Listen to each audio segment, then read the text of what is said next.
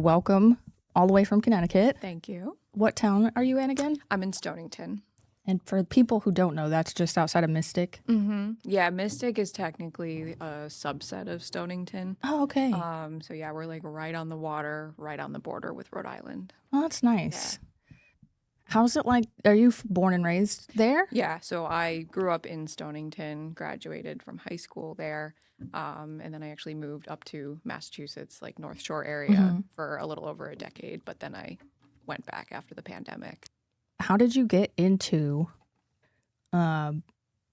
bookbinding and pressing? Yeah. So I went to art school.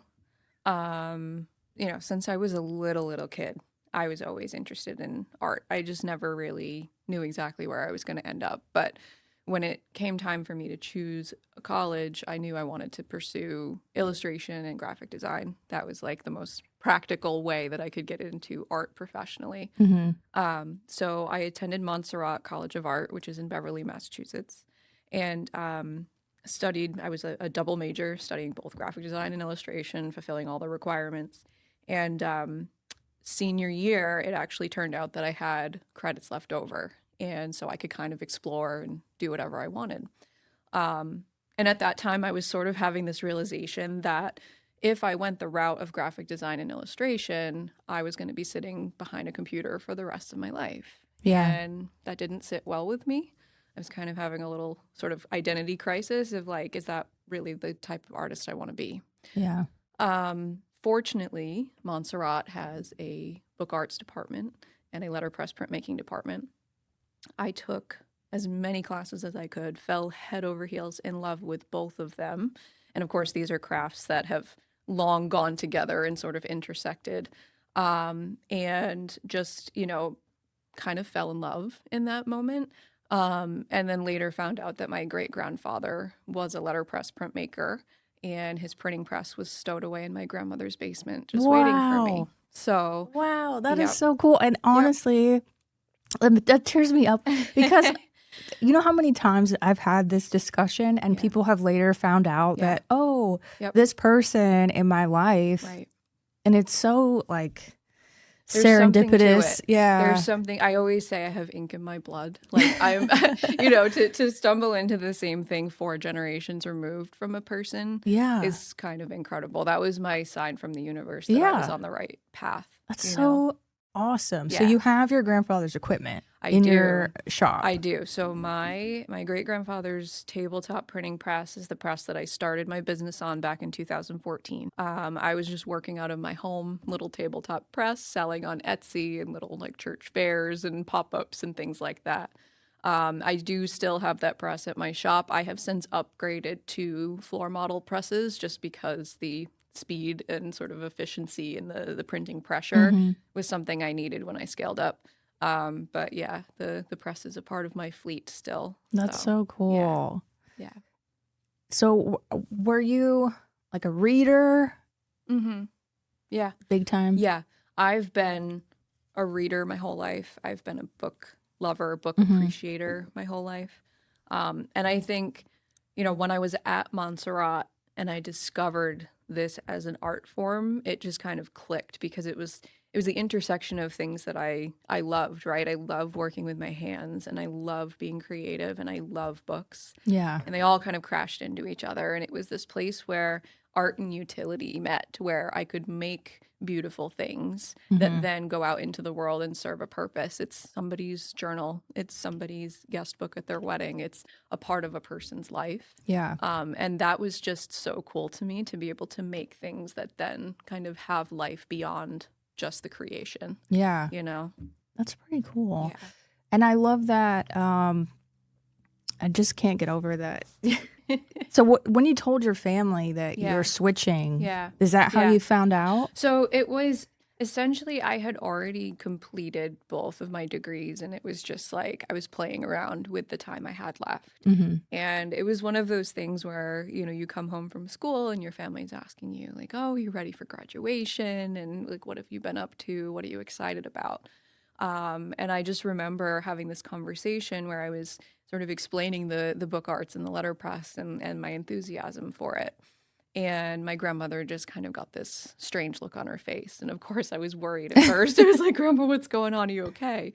And she's like, my father was a printmaker, and I have memories of hearing the little tinkering of the printing press in the basement. And, that was something that he did as a hobby. And she's like, I'm just amazed that of all the things for you to find, that's something that you found. And then the discussion never came up before, you know? Yeah. So it was really amazing. And I'm very fortunate because I think my great-grandfather passed away when I was like 8 or 9 years old. So I do have some memories of him, not a ton. Yeah. But what I wouldn't give to like sit down with him today and just talk about this, because at the time that I knew him, I never could have imagined that this would be my path. But here we are. So. Do you have pictures of him and his press? I have a picture. I don't have any pictures of him with the press, unfortunately. But I do have a picture of him and my great-grandmother at my studio, so that they kind of like watch over me. Oh, that's cool. And I actually named the press after my great-grandmother, kind of in her honor, because she was also creative. She used to do tatting, which is making lace by hand. Oh, that is so difficult. Gorgeous, and it's such a dying craft, similar to leatherworking and bookbinding. And yeah, it's just so cool. And it's so funny you say that, because I was going to ask you if you named your press, but I was like, maybe that's weird. No, I don't know. It's not. All of my presses have names. That's so cool. I think that it's it's like naming a ship. Like this is a piece of history first and foremost. But it's also an item that I forge a relationship with. Yeah. And each press has its own personality. And each press that I've had has gone through a restoration process where I've had to kind of get to know the ins and outs of the press. It's not like I can call somebody up. Like, there's no letterpress mechanics anymore, There's nobody to come out and service these things. So for me, it's been a journey of discovery of like who the press is and like what their strengths are. And so in that way, I've sort of personified them and then given them names. Yeah. So, my first press named after my great-grandmother is Imogene. I love that. My big floor press is from the 1880s. And that one I named Frida, after Frida Kahlo, who's a huge inspiration to me. Each press has a different story. That's really interesting. Amazing. So you've got the graphic design and illustration, so that helps you with creating what you want to. So really, you don't have to outsource really anything but material. Yeah, pretty much. Which is really great. You do your own maintenance on your presses, which is a dying art. Like I know that you do classes. It's almost like, would you offer a class on that as well? Because I mean, in theory, I think the press maintenance and restoration side is really about research and really about just trying to find other people online who are either in it or going through the same thing. Every once in a while that you'll get lucky and you'll strike gold online. As an example, my press, Molly, is a 1904 model. Woohoo! And she came out of a scrapyard. Relatable. It was a restoration project, but I was able to actually find someone who had uploaded the original manual for the press online and scanned it in. So I was able to like find that and print it off. Just an example of like the internet being useful for something now. It's a miracle, right? And that's also the beauty of what you do is like it can't be taken by AI. Yeah. And I love that. Yeah. My stuff is AI proof 100%. You're AI proof. I am AI proof. And what's amazing too is, these printing presses are 100% human powered. Like no electricity required. Some people will motorize their letterpress machines, and that's something for future when I get a little older and I don't want to do it. But for now, my presses are either the tabletop ones are hand operated and the large format ones are foot pedal operated. That's awesome. So even if the lights go out, I can still print away with no worries. In the apocalypse, and have to come to you for news and create some zines. Exactly. Yeah. Honestly, wouldn't be mad if that happened. I know, right? Let's start over. Yeah. Hit the control, back delete. To basics. Delete some of the shit and regroup. I want to look at some of your books Sure. here. Yeah, absolutely. So I brought a few different examples of books that I've made. All of the books that I produce are first and foremost hand-bound, so needle and thread. We're starting with big reams of paper that are cut down on an antique guillotine into size. Yes, I have a very large guillotine from the early 1900s with a 26-inch steel blade. Okay, I'm coming over. Named Marie, because of course a guillotine has to be named Marie.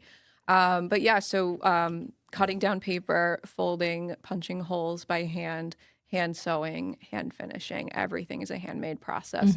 All of the structures that I bind are based on historic bookbinding structures. I obviously make much more modern design, paper, color choices, things like that. But the spirit of all of these bindings is deeply rooted in history. And it's so consistent. Like the stitching is so consistent. And maybe it's stupid to say, but like something that you're doing, it takes so many, I hate that term, man hours, but workable hours doing each one of these tasks. And then you see stuff that's for sale at like Barnes and Noble and it's a disaster. Yeah. I know the quality standards of mass-produced journals is like horrifying to me. And the price point. I love what I do. I'm very, very lucky. And that's rare. Yeah. Especially so early in your life. Being able to love what you do from the get-go. Yeah. And so you always worked for yourself. So I started the business in 2014, which was right at the end of college. I did work a couple of corporate jobs that kind of carried me through the early days of the business. Yeah. When I first graduated, I actually worked for a stationery company. So I was like doing digital like wedding invitations and printing those out and doing that type of stuff. And then I pivoted to working for a toy company for a couple of years where I was designing toys and their packaging, which was so much fun. Yeah. Like, it was such a good time. And that really gave me a lot of packaging experience, which I now use for packaging my products. Not a ton of stuff that I have has packaging, but the things that do have packaging, it's like, oh yeah, I've got this, you know? That's so great. I mean, I love it to see when someone's path, not that it wasn't hard, because being art school, super hard. Even just getting into art school, that's hard. I didn't do it. I got too scared. It's a process for sure. It really makes you challenge yourself. Yeah. You know? And I was like, I'm 40. I'm freaking out. I don't know what to do. I quit. I'm going to do a podcast. And here we are. But no, like, I love just seeing someone not have to go through the trenches before they figure out where they're supposed to be. Yeah. Well, like I said, for me, and the privilege of the situation is not lost on me. Like having a family history is a huge leg up. But for me to kind of stumble into it, just like, let's try this class. And to have that moment of clarity of like it was like I was struck by lightning. You know, it was like, wow, like this is where I belong. And that is so cool. And then to have the family history that kind of gave me the boost to say, like go get it. Like pursue this. That was my sign, you know, and I was able to work corporate jobs long enough that I was able to do this on the side, but still sustain myself. And then it sort of just systematically grew. And then the real turning point for my business actually came during the pandemic because my corporate packaging job laid me off and I was home and everybody was shopping online. Yeah. And so I was at my home studio binding books, putting them on Etsy and selling them to people while we were all locked down. And so, you know, word kind of started to spread and I was printing, you know, more things at home. And that was just kind of when I think culturally we also started to shift towards this like, hey, I might get sick and die tomorrow. Like, I want to have something that's nice. Like if I'm going to write in a journal, it's not going to be some like mass market, mass produced crap. I'm going to invest in myself because I deserve it because I might not be alive next year. I know that sounds really dark. No, it's but real. I really did see this sort of shift of people wanting things that were more bespoke and better quality and specifically theirs. Yeah. So, and also just wanting to write on a physical thing and not type. And then I think there's a lot of people who are just sort of like entering this space for the first time. I have a little sign at my studio that says, "Life is short, use the good paper." And that came from this little old lady who came into my shop. And I remember, actually, I think it was at a show. And she was, looking at my books and kind of like, oh, you could see she was like struggling with making the investment. And talked to her a little bit. And she's like, yeah, I feel like I need a space to really kind of work on my feelings. And so we chatted. She ended up, moving on. But later in the day, she came back. And she ended up buying a journal. And she said, I was thinking about it. And she said, life's too short not to use the good paper. And for her, it was a significant investment. But for her, it was like the first time in her life that she was really making space for herself to express herself and what she was feeling. And to be a part of that is like such an honor. Cry. I know. Older people are, when they're sweet. Yeah. God, I love them, Yeah.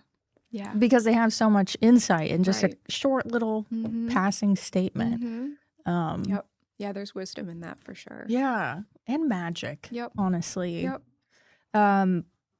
So you have classes. I do. Let's get to know you a little more before we get into the classes. Sure. So what are some of the things that you do for fun outside of bookbinding and So, it kind of changes all the time. Same. I'm one of those artists who is like, ooh, piece of candy. You know, like I have to go try that. I have to do this. So it's a variety of things. Right now, or at least the last year or so, my main focus has been collage, which is, I can kind of see that. There's a collage cover here.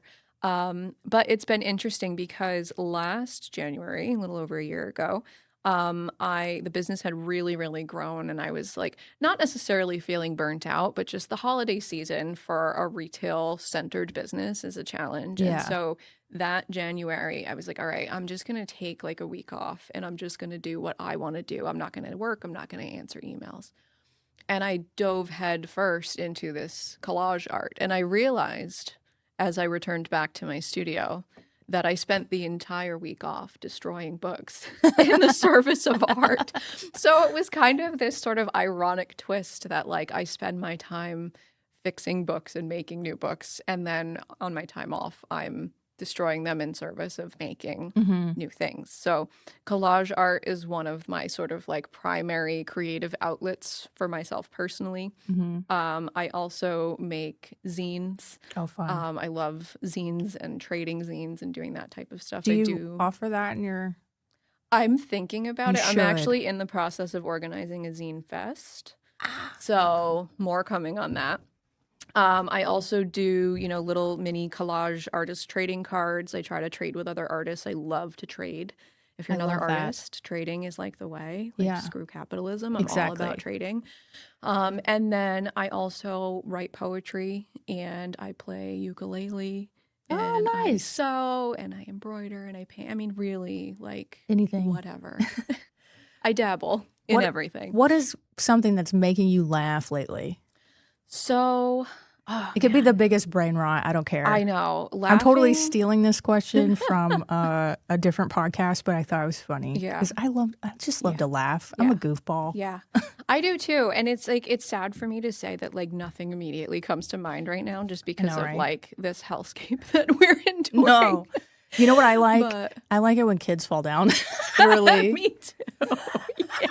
Yeah. It could be like, oh, the world's burning, and then a kid like tumbling down, like absolutely hilarious. Yeah, I'm there for it. Yeah, for sure. I haven't seen one of those videos in a while, but when you find one, yeah, for sure, pretty great. Honestly, I've ran out of shit. It's got to be something really weird, for me to get into it, right? Even TV, right? I think I've watched literally everything. I'd rather watch a vlog. Yep. Someone learn how to do something weird. I watch a lot of artists making shit. Yeah, me too. I like to kind of put on stuff in the background where it's like chat and make, where you kind of have that like body doubling, situation going on. It really helps. It's really helpful. It's really helpful to just process through things that way. Yeah. And also it's inspiring. It is. But also can be defeating because like when I'm watching a YouTube and it's 30 minutes and I know this thing took weeks to make. Yeah. Yeah. You can so easily get frustrated. It's like oversimplified. It's like, I Yeah. know that there's editing in there. Like, I Yeah. know that didn't happen in 30 minutes. Yeah. Let's see. In your family, do you have any other artists? So, yeah, I would say that there's a lot of creative, sort of crafty people in my family. Both of my grandmothers in particular, like they both sew. I learned sewing and quilting from my grandmother. She helped me make like jackets and clothing when I was a teenager, different things that I wanted to create. So they've always really nurtured in me that sort of creative side. One of my other grandmothers used to always, when I was a kid, the like special day trip we would take is out to AC Moore, which doesn't even exist anymore, but you might remember their stores, the Michaels kind of. And she would just bring me and let me explore whatever sort of craft or art project I wanted to. Yeah. So, yeah, it's been nice to kind of grow up in an environment that nurtured the creative side. For sure. Yeah. That's a recurring theme I'm noticing from all my guests. Which I love that. Yeah. But also, if you're listening, check in on your grandparents. Maybe they can teach you something. Yeah. But understand that there is a lot to be learned. And I think, that's part of what my business means to me is the intersection of history and modern practice. Yeah. Because, like I said before, there's structures here that are all historic, and I'm using historic printing presses. And I'm learning a lot from the generations that came before. And I think that there's a lot to be said for that. Granted, this letterpress in particular, but both letterpress and book arts were always male-dominated industries. I mean, I have a printing press that's quite literally from the late 1800s that was designed and marketed towards boys because that was a promising career to grow up and be a printmaker. So I'm a woman existing in a space that was not originally for me, but we're taking it back. Yeah. And there's a lot of, female letterpress printers out there who are kind of taking this big step for women in printmaking, and I'm just glad to be a part of it. Yeah. So it's interesting to both learn from the past, and there are moments of pushback, but also to like forge a new path and be like, yeah, this isn't just a boys' club anymore. Yeah. So yeah. Well, look at me. I can do what you can do. Yep. Interesting how that works out. Right. So your classes, Yeah. what all do you offer? So I teach a variety of bookbinding classes. Things from absolute beginner, I've literally never picked up a needle and thread in my life, all the way through to I've taken all of the basics and I want to do something a little bit more intermediate to advanced. So my like beginner bookbinding 101 is the pamphlet stitch. It's very, very easy to learn, very easy to replicate at home. My class lasts about an hour and a half, sometimes 2 hours, depending on how many people are in it. You walk away having made 3 books at the end of it, fully complete. I'm not going to send you home with anything that you have to finish at home. And you'll have a really solid foundation to continue your practice at home. I always send a follow-up email with all the materials you need, where you can get things if you don't have them. Taking a step up from there, my more intermediate beginner classes, I do the leather wrap style journal, like the one that you see here. I do it as a slightly smaller one, but it's the same stitching style. This looks really hard. It's actually not. It's deceptive. It looks a lot more difficult than it is. And then I also offer, and I unfortunately didn't bring one today, but I offer a Japanese style binding, which is really fun. Is that the one that's like patchwork? It's they're usually very geometric looking. Yeah. So those are kind of like my medium beginner classes. And then I just started teaching this one with the exposed binding. That one is a 2-night class. And you learn how to do the different stitching, using some different tools and things like that. So as more and more people take my classes, I try to add more so that I can expand upon the skills that we learn. I just want to point out, look at that. How nice that sits. Yeah, almost all of my bindings, with the exception of the Japanese style, will open completely flat. I work with a lot of writers and I work with a lot of artists, and that seems to be a non-negotiable. Everybody wants their books to open And flat, and I hear you. I'm left-handed, so like, Yeah. it's a struggle. Mm-hmm.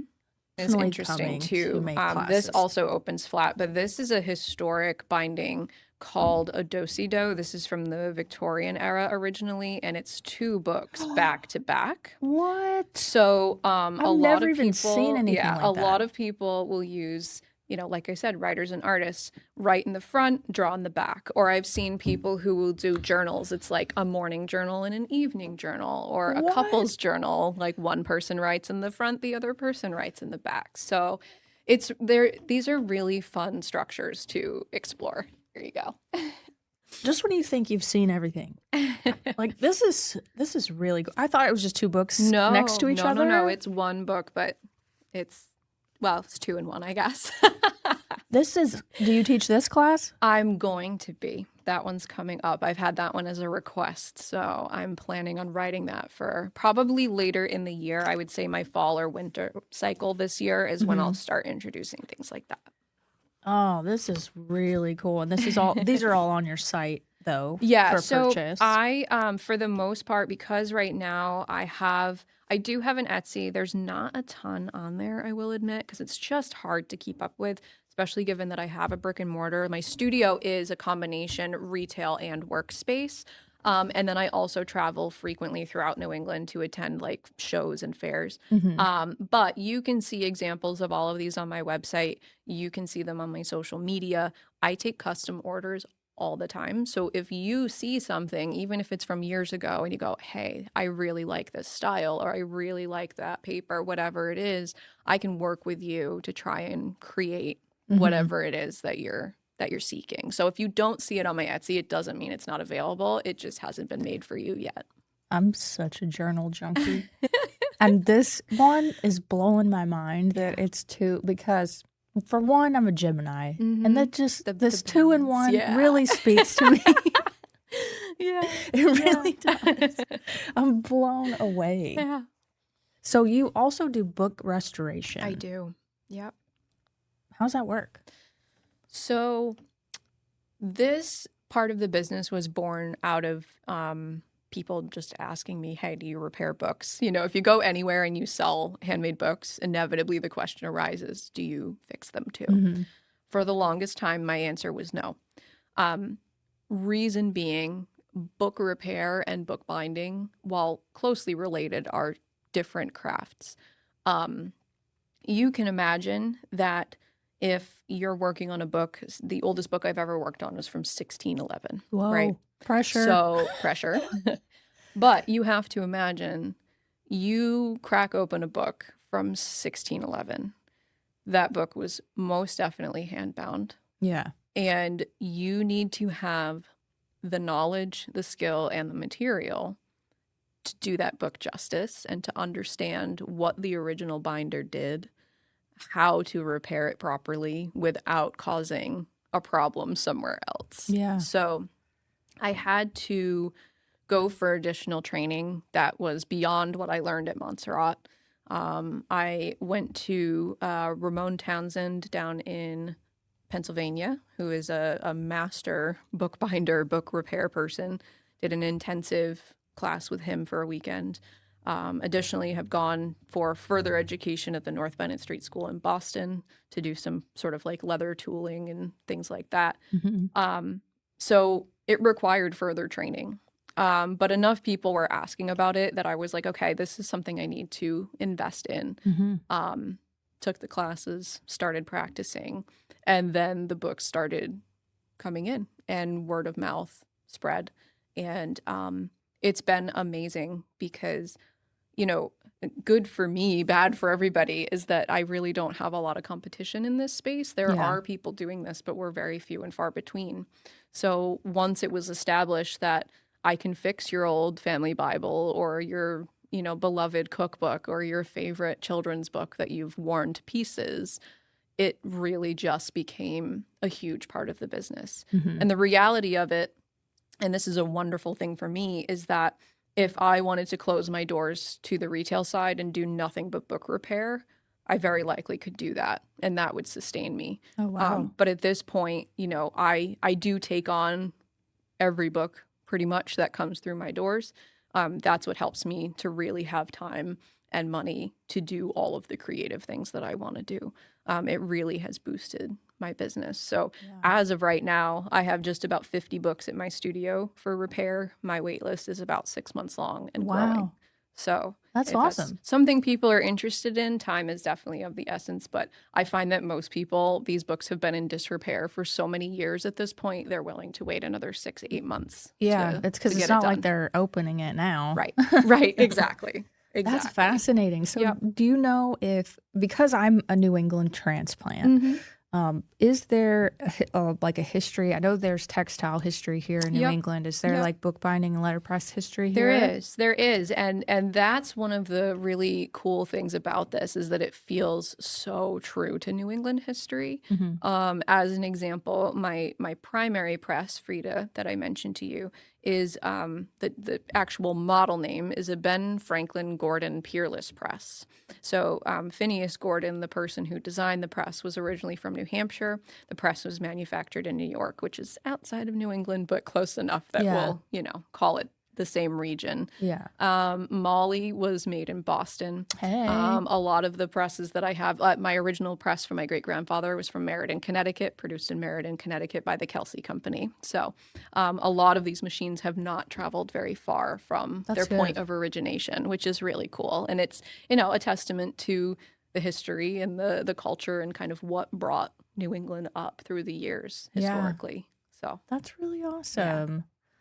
I would never know that. I mean, I spent a lot of time in the manufacturing industry, and so I know that New England has a huge, but I was on a different side of it.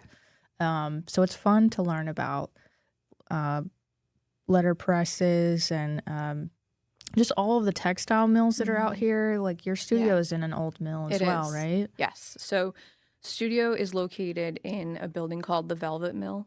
Oh, cool. And that's what it used to be. It was it was built, I believe, in 1885, somewhere around there. Was a velvet mill, produced some of the most high quality velvet in New England for a good amount of time. We still, if you visit the mill, we have some historic photographs and some, sort of like museum pieces of what the mill used to be.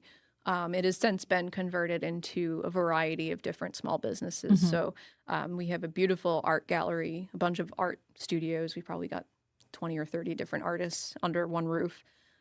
We have bakeries, we have restaurants, we have a distillery, we've got a brewery. That's awesome. We've got karate, we've got like an indoor, our farmer's market is indoors in the winter, outdoors in the summer.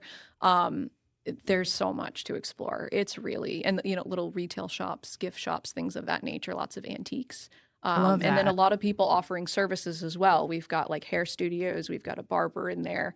We've got, places where you can have a workout. We've got a cycling center. I mean, it's really a very diverse little ecosystem that we've created in Stonington. Some of these Massachusetts mills need to listen up. You need food. You need food so that you can stay in the building as long as possible. There needs to be food for crying out loud. Get a restaurant. Absolutely. And also so the artists don't have to leave to get food. It's so annoying. When I had my studio at a mill building, going to get food was such a pain. Yeah, well, it interrupts the whole flow of your day. And then I remember one time I was like eating. I just was like, I'm just gonna bring cans of beans because I don't have a microwave. I can't leave anything out because it's an old building. The mice are gonna find it. And then I'm just like, I'm just gonna eat cold pinto beans. There you go. Whatever. you got your protein. You're good. Yeah, exactly. But like my neighbor would be like, "What are you doing?" I'm like, and I probably would have like not even a fork. I would be eating it with some obscure piece of plastic, or just like drinking it. Yep. Which is so embarrassing, but whatever. Fine. I'm weird. I can't help it. Good. Weird people are the best people. Honestly, it is. So your classes run year round? They do. I will say they kind of ebb and flow with the seasons. Part of the challenge of being in an old mill building is that I'm very much subject to the elements. So in the summer, it's really hot. My studio space in particular, I have the way the building is designed, it's called a sawtooth roof. And it's basically like a greenhouse. Like when I look up in my studio, it's these big windows, which is great because I get tons of sunlight. But in the summer, it's very, very warm. And in the winter, it gets very, very cold. So I have to kind of be a little bit intuitive when it comes to planning classes just so that people aren't like super uncomfortable. I also have to plan around show schedules because basically from April through the fall, but then we also have like the holiday fair season. I'm traveling like between here and Portland, Maine, trying to go to as many sort of art festivals and craft fairs and things of that nature to kind of get my stuff out there. So how do you find the time? Well, I mean, this is my full-time job. So I know, this is it, you know? But between making books, going to all of these markets, teaching classes, repairing, did I already say repairing books? I don't know. Can't remember. I black out as soon as things come out of my mouth. But also just like updating your website, all this shit that artists have to do. And if you have a social media presence, there's that crap too. That everybody just loves to do that. Oh, yeah. I call it when I it's my daily sacrifice to the social media algorithm. Honestly. But honestly, lately, especially with just kind of the way that the algorithms have been, I've been taking a back seat on my socials. Like I'll post every few days, but at this point I'm like, I'm done with being chronically online. Like there's a reason I do what I do. It's because I love being present and in the moment. Like bookbinding is a meditative, present, I'm here now process. And that's really where such a physical where it speaks to me. And mental process. Similar, that's why I like sewing so much. Less even about the end product for me, just like having to pay attention and use my hands. And it's great. It's therapeutic. Absolutely. And it also just makes you mentally and physically tired, which there's not a lot of things that still do that. Well, everybody's working on the computer or they're just scrolling. So my whole thing was like, let me talk to ethical businesses. And what I've decided is that if you aren't someone who employs thousands of people, if you're a singular business, whatever that means, a sole entity, a single person making things with your hands, I'm not as pressed as how you get your materials as I am for the bigger businesses because you guys aren't ruining the planet. Leather is 100% better than vegan leather. Vegan leather is a scam, and I will die on that hill. I don't give a shit what you think. It is plastic. It's terrible for the planet. It's terrible for the planet, and it's also just another greenwashing lie. There's also really sustainable leather out there. Like, I don't have examples here today, but I do use fish leather in my studio. Oh, that's interesting. Which is a byproduct of the food industry. Like it's most often I believe it's salmon that they end up tanning. Beautiful skins available in a variety of different textures and colors. They don't smell, they're a really beautiful product and very, very sustainable. I've seen some people recently upcycling or creating like corsets with like fish skin. I don't know exactly what kind of fish. But one thing I'm tired of us as a society being so purity based, like, come on. We can't be this way and progress. We got to meet each other where we are. People are still eating meat, myself included. I don't know how I feel about that for myself. I know it's one of the number one causes of CO2 emissions. I'm tired of everyone trying to act like they're saints. Living in a society that makes it really hard for you to do anything correctly. Well, and I think part of the responsibility as a person on this planet, and especially as a creative, is sort of being thoughtful about your impact. and understanding that you can't save everybody, you can't save everything, but you can make a difference. Yeah. So in my studio, as an example, I would say about half of the leather that I use is actually from a handbag maker. It's their scrap that they sell basically in big bags, like by the bag leather scrap. Mm-hmm. For them, it's useless. They're creating high-end handbags. They don't want the rough edge. They don't want the brand mark. They don't want the scar. For me, that's what gives my books personality. Mm-hmm. And so to me, that's gold. So I'm taking their scrap. Mm-hmm. I'm making books out of it that then go off into the world. And then beyond that, as I work with these materials, I have leather bookmarks, I have leather keychains, I have products that are progressively more and more smaller pieces until it gets to a point where I can't use it. And then I have a big scrap bin where I sell scrap by the bag at my shop. Yeah. So people come in, whether they're into junk journaling or making jewelry or crafting, or they need to patch a hole in their leather jacket, you can dig through my leather scrap bin, walk away with whatever you need. And we basically just keep reusing until there's literally no material left. Yeah. I take, my paper scraps from my guillotine and I make paper with them. No, it's I think it needs to be talked about. We're like, especially with everybody like on their soapboxes on the internet. Mm-hmm. They don't know what goes on in the fashion industry or even just like the consumer good industries where most things are white labeled and then you stamp your logo on it and it's made from who knows where. Right. If we all just try to make small changes, Yeah.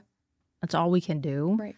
And also just supporting small businesses. Keeping it hyper local has been such a big topic in the circles that I've been in, the creative circles in particular, because right now, I think with what's happening in our country, everybody feels really powerless and we feel really kind of torn apart and really like there's something deeply wrong. And for me, the healing comes in turning local. Yeah. And being like, okay, like as an example, talking about book repair, I would say that 90% of the books I repair are Bibles. I'm a queer lady bookbinder. Yeah.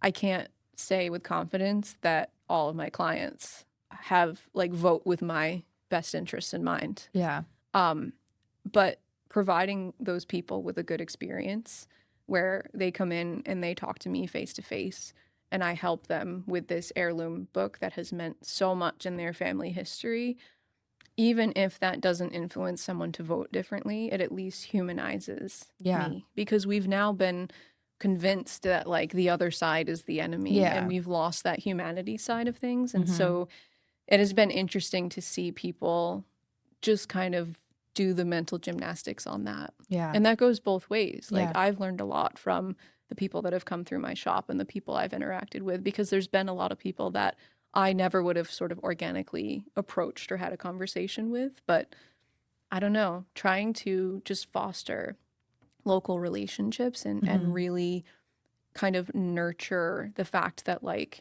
we're all human and we're all in it together is really, really important. And I find that creativity is one of the easiest pathways that we find common ground. That's so true. I think too, and part of what has been so rewarding about teaching, as an example, is showing people what they're capable of.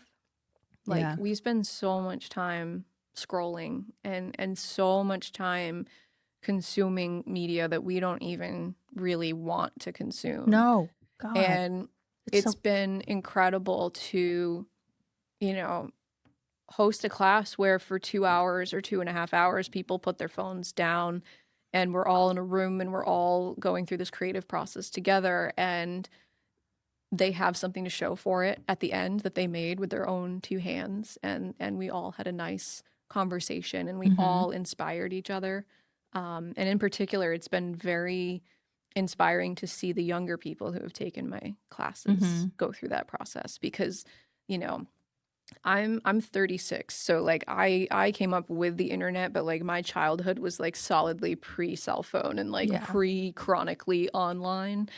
And so the younger kids who come into my classes who have just always known this, it's so meaningful for them to slow down and to unplug Yeah. and to do something. They're so like sick of this. it. They really are. Which makes and me so excited. It's so inspiring because and like the hot button word seems to be analog, but them doing like these analog crafts. And I'm so excited to nurture that and to have a place where like anyone is welcome. My studio is fully accessible to anyone who wants to come in and learn how to do this. Yeah. Like that's my goal. And you know, bookbinding is kind of a dying art. Mm-hmm. If I can inspire somebody to continue this, Yeah. then that's what I'm going to do. That's really exciting. And also, there's just this confidence that you get out of making something with your hands that it's irreplaceable. It's magic. It's magic. It's magic. And that confidence sticks with you for weeks. Yep. And inspires you to try something else Right. or do it again. Right. And like I said, my goal with teaching these workshops is that you're learning a skill that you can replicate. Like I want you, and you're no way am I forcing you to love it. It's okay if you come in and you decide it's not for you. But my goal is that you come in, you have a positive experience, and you walk away from that experience feeling confident in yourself that you can go home and you can do it again. Yeah. And that, you know, if you learn the pamphlet stitch, you're digging through your recycling bin to see what you have for paper materials. I promise you there's treasure in there. Yeah. And you're making books for everybody you know. And then suddenly your friend is journaling or just writing about, you know, what's bothering them that day. It's contagious. It's contagious. It is. You know. And I've seen like the junk journaling thing start to get popular again, which not really sure how it's different than scrapbooking, but I'm okay with that. I like junk journaling better. It's like more punk sounding. Whereas like when scrapbooking started getting popular way back in the day, it was very like, I don't know. It's I think that scrapbooking has like historically had the image of being more sort of like refined. Yeah, It's like this is the family vacation. It's like the Instagram feed, right? It's highly curated. Yeah. Whereas I think junk journaling is more of the like, this is the receipt from the gas station, and like here's the straw wrapper from a coffee that was banging. You know, like it's there's a little bit more of that just sort of day-to-day realism to junk journaling, and I think that that's so cool. I love it. I just went to an art show and they had a vendor that basically sold little junk journal packets, like stickers, and I bought one. I was like, hell yeah, I need a little tiny one that I can put into my journal that I made that's kind of janky. But also one thing I'm really bad at is cutting straight lines. And I think that's what intimidates me most about making journals or cutting paper, which I'm sure you have like a mistake-proof process for people. Yes and no. I mean, so what I remind people is that more often than not, this is the first time that they're making a book. This is the first time that they're engaging in this process.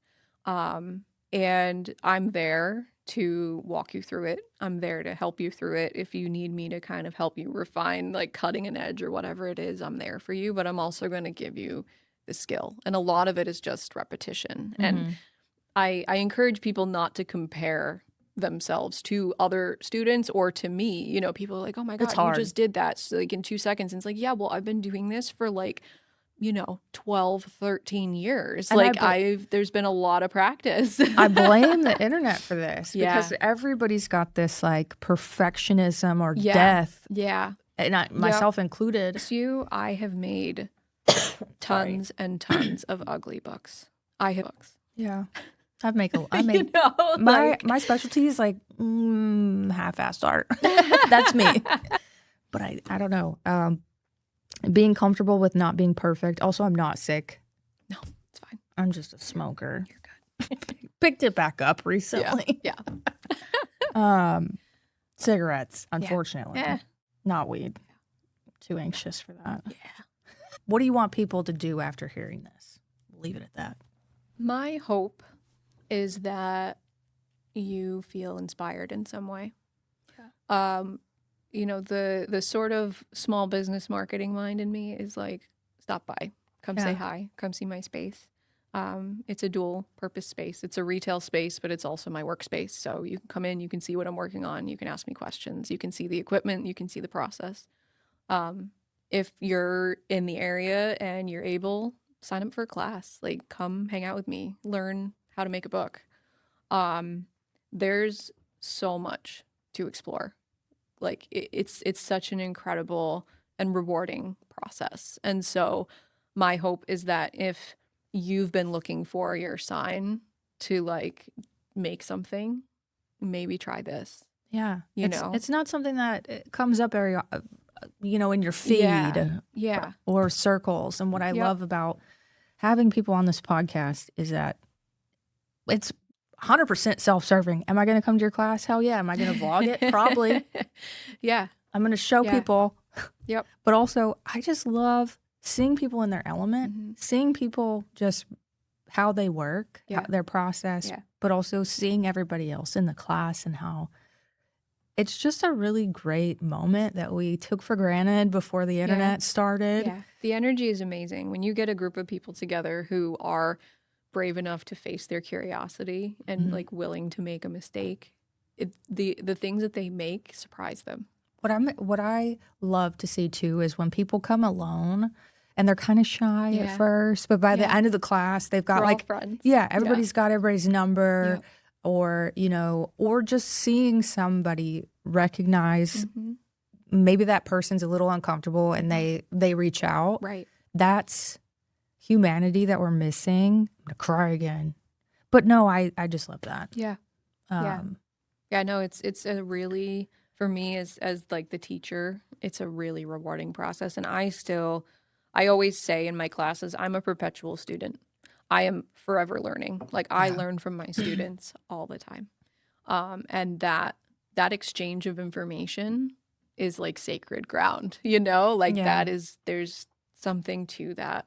And it's rewarding for anyone who's willing to show up and put in the work. Yeah. Well, I thank you so much for coming and just letting me understand your world a little better. Happy to be here.